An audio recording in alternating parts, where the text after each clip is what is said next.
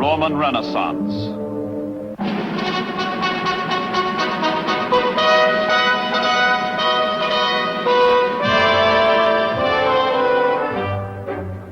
Hitler heads south to harden his pact of softening steel. From the Brenner Pass, which links Germany and Italy through the Alps, his official train races to Rome for a high meeting of state. The Fuhrer controls all Europe. But after 4 years of war, his Axis partner, Italy, has sunk to the status of a satellite.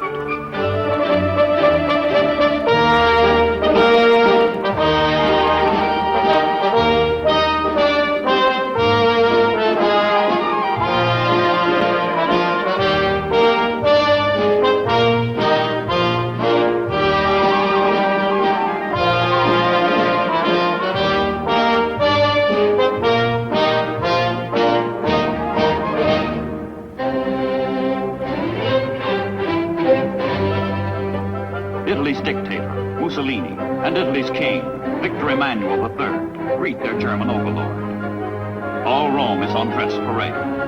But behind the props of the black-shirted fascists, it is the brown-shirted Nazis who call the tune.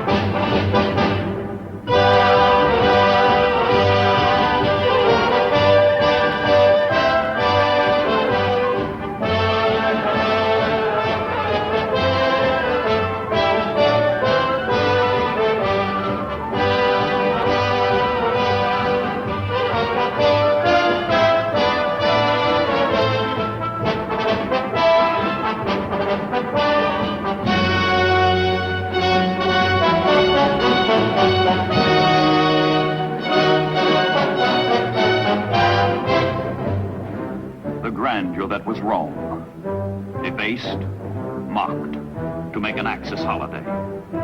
After 2 decades of dictatorship, Mussolini's regime still retains its outward flamboyance and flashes a gaudy front to the world. But the foundations of fascism are crumbling. Its days are numbered. This is the twilight of an era.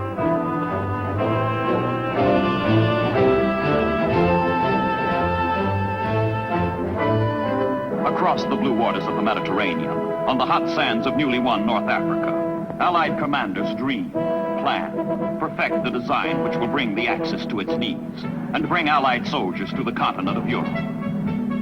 Sicily is the stepping stone. General Montgomery will command the British troops, General Patton the Americans. The greatest convoy yet organized, almost 3,000 ships and landing craft, from ports stretched all the way east to Suez, all the way west to Gibraltar, will deliver the punch on which hangs the fate of the Italian Empire. In July 1943, the convoy puts to sea under the scrutiny of His Majesty, King George VI.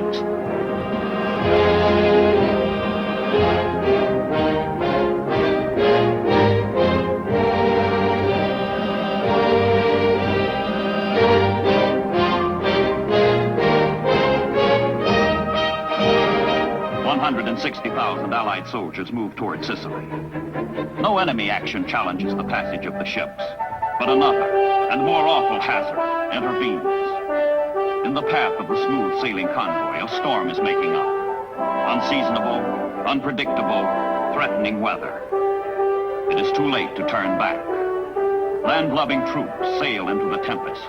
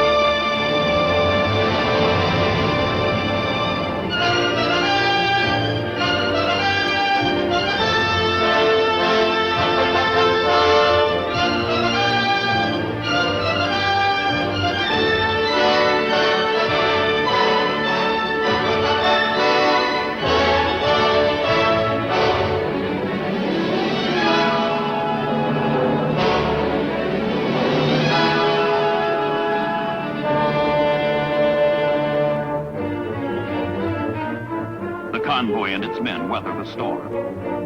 Sicily, ancient fortress, forgotten kingdom, rugged island separated by a mere 2 to 12 mile strip of water from the Italian mainland. But it takes 6 weeks of vigorous fighting before Sicily falls, and the last prisoners from the broken ranks of the Axis call it quits.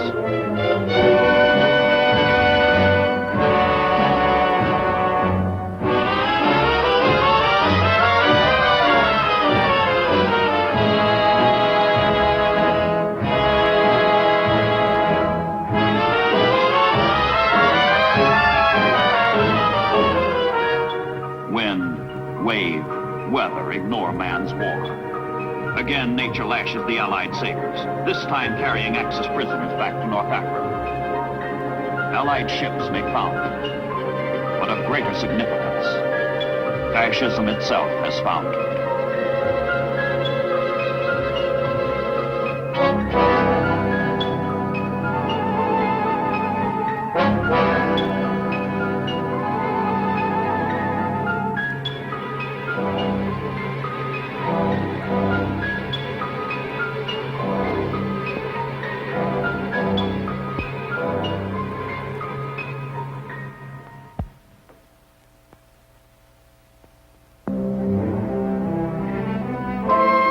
From Genoa, from Spezia, the Italian fleet sails to its demise, sails to the island of Malta, to surrender. The long, cruel naval battle for the Mediterranean is over.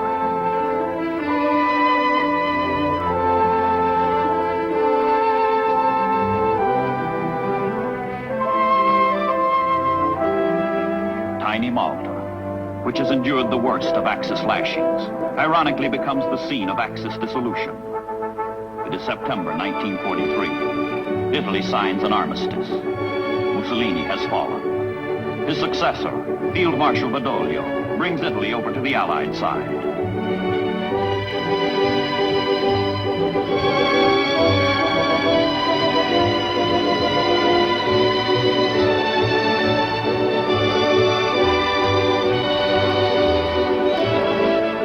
But if the Axis is broken, the dominant half remains intact. The Germans turn Italy into an occupied country. Mussolini and his fascists are now the slaves of Hitler and his Nazis. From France and from the Balkans, the Germans send fresh troops into their new province of Italy. Their high command has calculated correctly. The next Allied blow will fall in the Gulf of Salerno, 185 miles northeast of Sicily, on the Italian coast. The attack comes, and the Germans are waiting.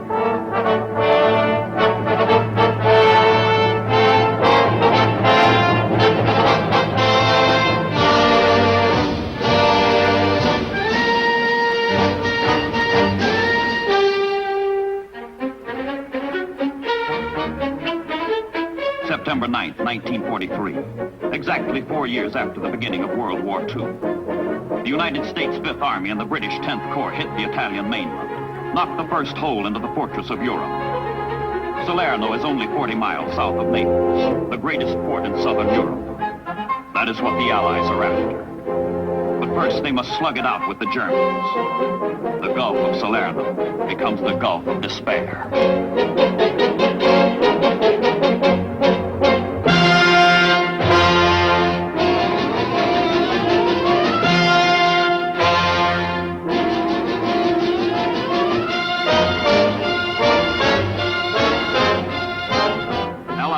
Give close, continuous support to the soldiers.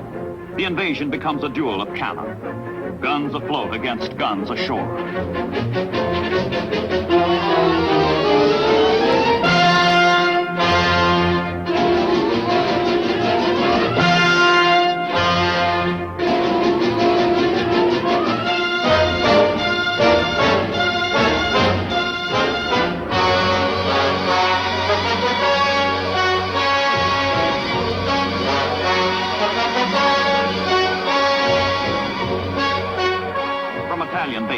The German Luftwaffe throws everything it has against the invaders, hoping to smash the landings and pin down the Allies south of Naples. The beachhead, the Italian campaign, hovers in the balance.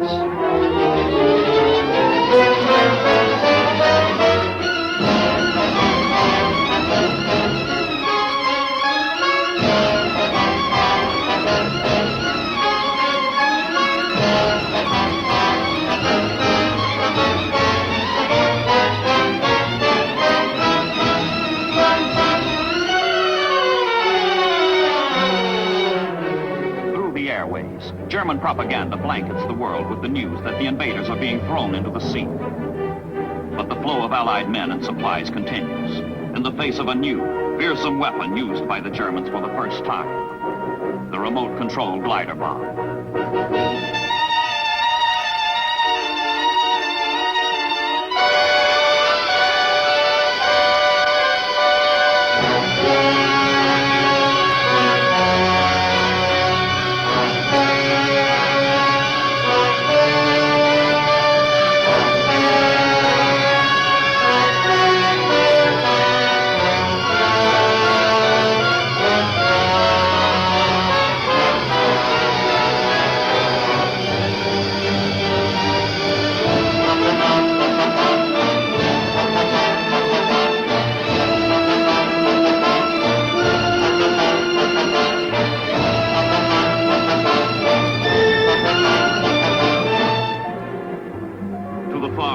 Is added the protecting cloak of destroyers' smoke screens.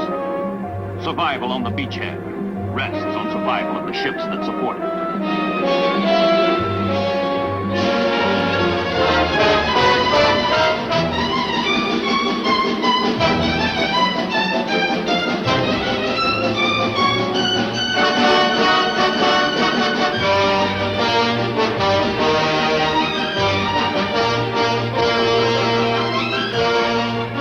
Sicily and at Salerno, the landing ship's tanks, the LSTs, are formally christened in action, in fire. They are destined to become an integral part of all future amphibious operations.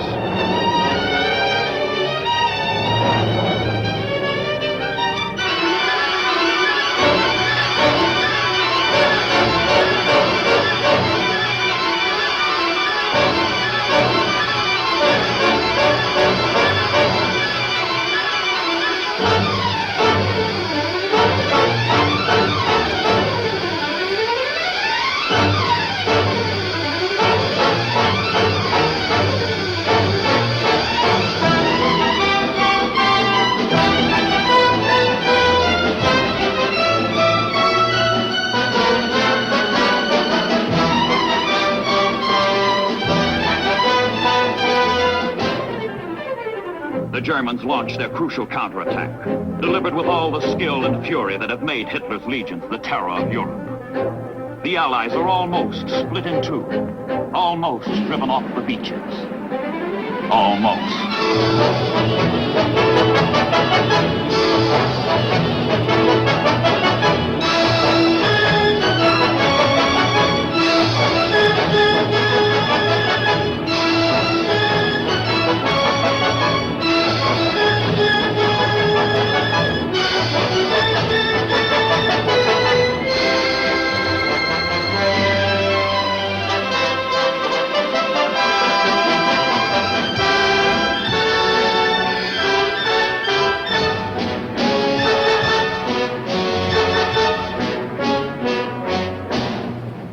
October the 1st, 1943. Naples. The Germans have failed. The Germans fall back to the north. The Allies have their port. A city reeling from air raids, ravaged by typhus, ricketed from hunger. But for the Neapolitans, defeat means peace. For the troops, Naples is only a way station on the weary march to Rome.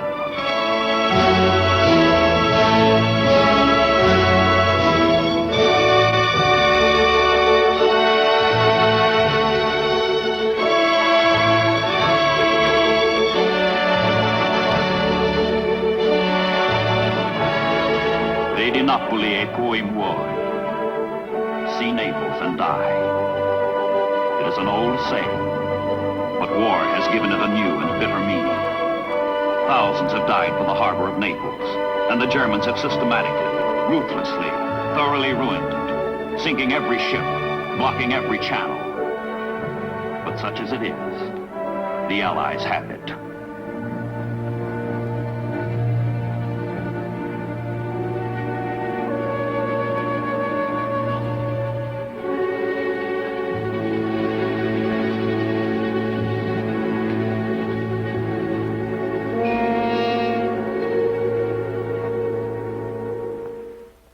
One of of the greatest salvage feats in the annals of war is performed by Allied engineers in the Bay of Naples. Within a fortnight, the harbor is operating. Within a month, 50 hulks are raised and the port is clear. Clear to receive the avalanche of supplies needed to sustain and broaden the Italian campaign. Naples is the reward for the ordeal of Salerno.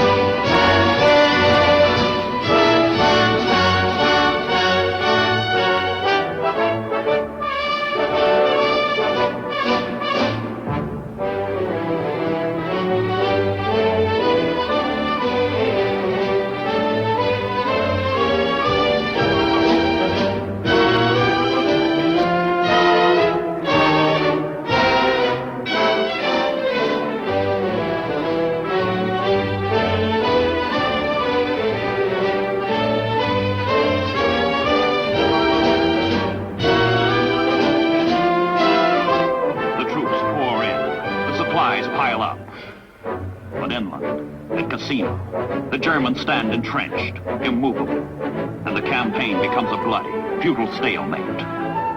Checked on land, the Allies counter with a sweeping flank attack by sea. From Naples and Salerno, a convoy sails 120 miles up the coast to Anzio, only 30 miles south of Rome itself. The Americans call it an end run. The British call it a cat claw. 50,000 troops are put ashore behind the flabbergasted Germans.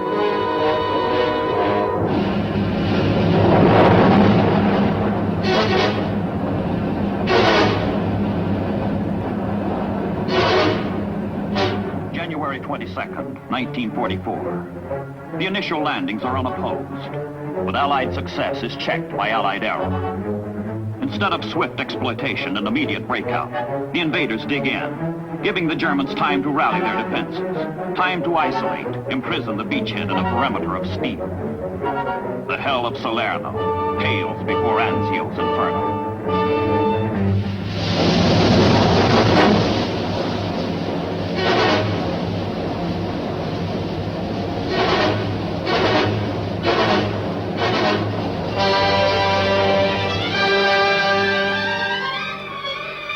From captured bases at Foggia, Allied airmen fly to the rescue of their frantic comrades at sea and on land. Sailors and soldiers whose blood holds Anzio. And from the Balkans, the Germans bring in more planes to slaughter the precarious invaders.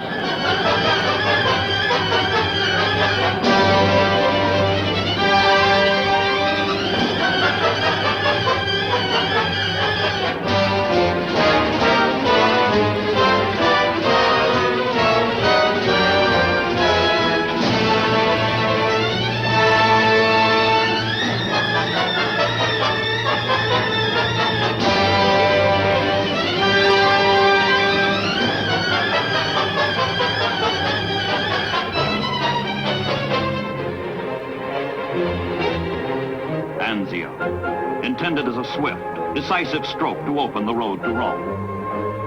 Anzio, in reality, 123 days of incessant carnage. A long-drawn nightmare.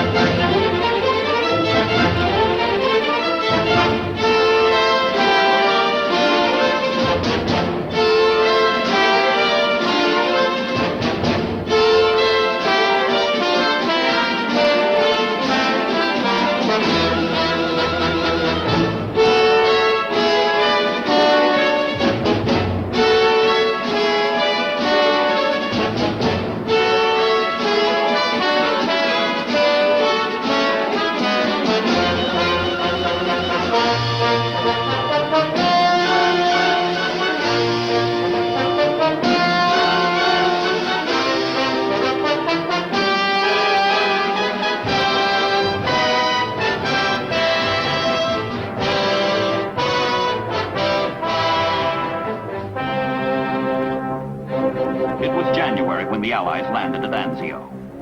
It is May when the Germans collapse. 3 crack Nazi divisions have been destroyed. 30,000 young men are lost to Hitler.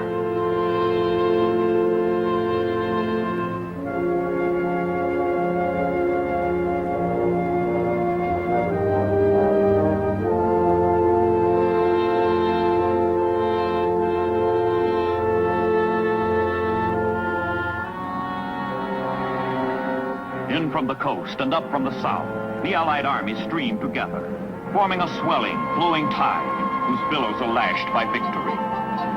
The march begins. The march to Rome.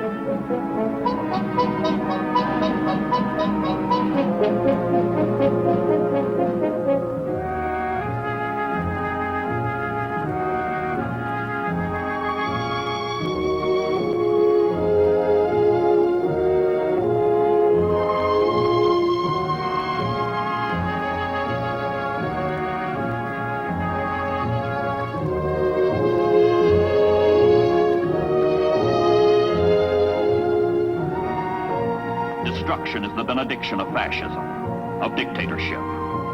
In Italy, Hitler has been compelled to squander and disperse his forces, weakening his Russian front, sapping the strength needed to oppose impending Allied landings in France.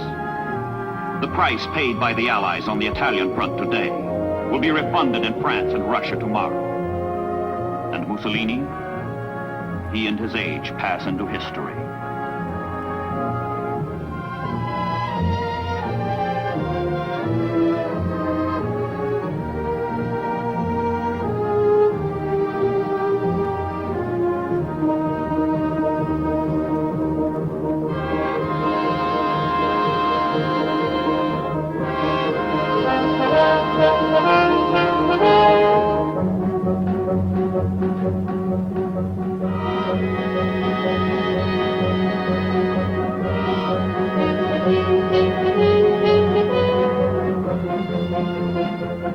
North would flee the Germans. North would return and fight again. But Rome is free. Free again.